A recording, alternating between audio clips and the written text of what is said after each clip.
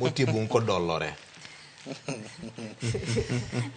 Ing'e gima omit go ni bok en twak marabora ahinya nikech penjo gin penjo ma ng'ata nyalo penjo. Yes. Gin penjo ma so obvious. Omiyo koro omiyo tich mayot nikech koro wapenjo to warito duoko nikech gitema nyaka giduoki. Ang'e ni ncha Roslyn ni bo temo kata loso gi State House ka. To no boke manchor.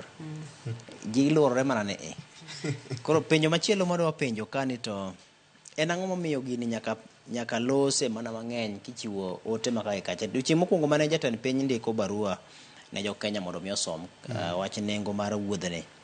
Noko ng'iso wach osiepegi. Tapani wach osiepegi koro ne biro e seche ma koro ne gine lamo.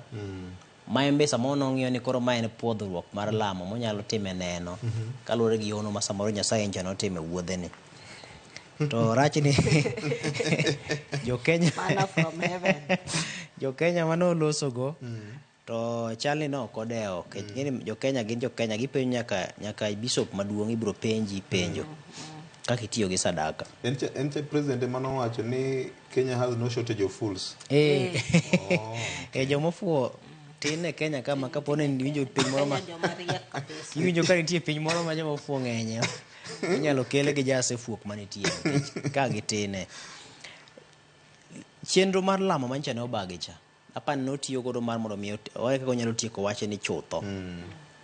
To mana ka nowacho motelo seche ma jatend piny kare jotelo gi thoro chiwo duoko gichiwo duoko to gikier gimedo kelo midhiero mokalo nikech ing'iyo ni wawacho osiepe ka to Baraka Rose osewache no. Ngini sama wantiere gi jatend piny wantiere kod apis mare mar jatend piny iluongo ni presidency. Mimi nyaka budget. Miyo nyaka budget mare.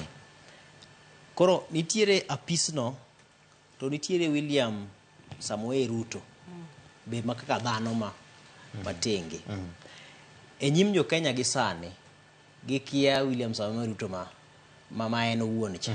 Gin ging'eyo apis mar jatend piny. Koro William Ruto sechego e prefect mar apis no en motaya apis no. Koro osiepe mage en owuon oko uso jo Kenya yo mora mora. Mago osiepe ge ma samoro ka nyaparo ka Uhuru Kenyatta ne samoro wuok gidhi wang'o nyama choma moro Rongai samoro gidhi Narok osiepe ge mamoko mago to koro mek gi yore.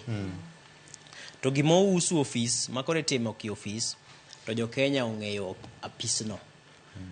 Kata ka dibedi no oro mana jalupne libe machal kod mano. Te wacho ni apis mar jatend piny to oro jalupne. Gin jalupne odhi chung' e lo apis mare.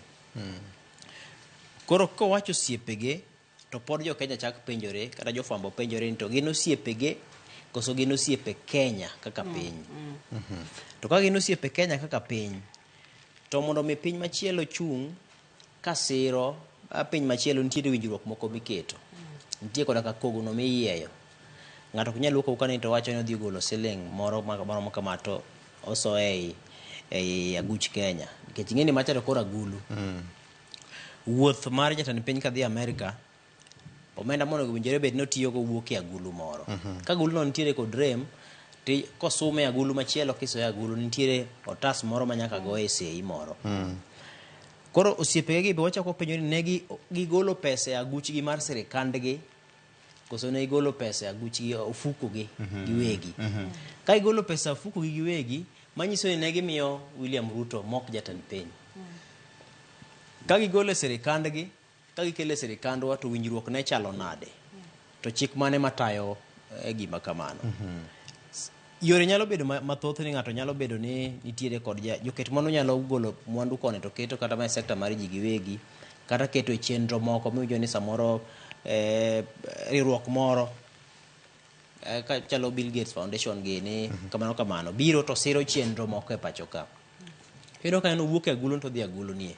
Koro penjo mathoth ma penjo ni to siepe gin jomage gin sirikal ma pinje mag Afrika mag jo Arabu koso gin dhano mawuok e sirikand pinde jo Arabu go. Koro gin penjo ma pod okikore. To gimachielo ma kaka Roslyn openjo ni to en ang'o manosingnegi, to en ang'o miyo ne giwuok aruya kamano. Nitie gimoro maber ma gineno mbele koso gimoko ma jomoko wacho ga ni dibed ni gintiere kod paro moro mar teko Kenya e yorgi moro, ni koro Kenya ni kaka wasetimone ni koro gima wadwaro to wayudo. Koro mago gin penjo manitie. Odwoke wach mar Kenya Airways. Ing'e ni jata tije mar Kenya Airways en achiel kuom jogo mane otimo Libya America. To Kenya Airways achiel ni pod wawinjo kata ka jatend piny medo dwoko penjogi, pod wawinjo achaya mantiere kuom Kenya Airways ni. Pod wawinjo kamotene Kenya Airways achiel ni. Kech en ndekwa ma wantiere kama wanyawacho ni nyadhi mar Kenya mondo chaga ni Pride of Africa. Ma en nyadhi ma koro wang'iyo ni mae wanyalo sungo.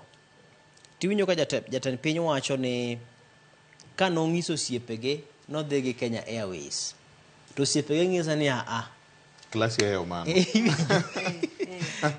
Iwinjo kama okete Kenya Airways ni. Matini nyadhi cha onge. Matini joka koro kaponi en adieri negi siro limbe mare, to joka nowuok oko ng'isa ni ok inyal dhi Kenya Airways no bwana. Mano mane ingo.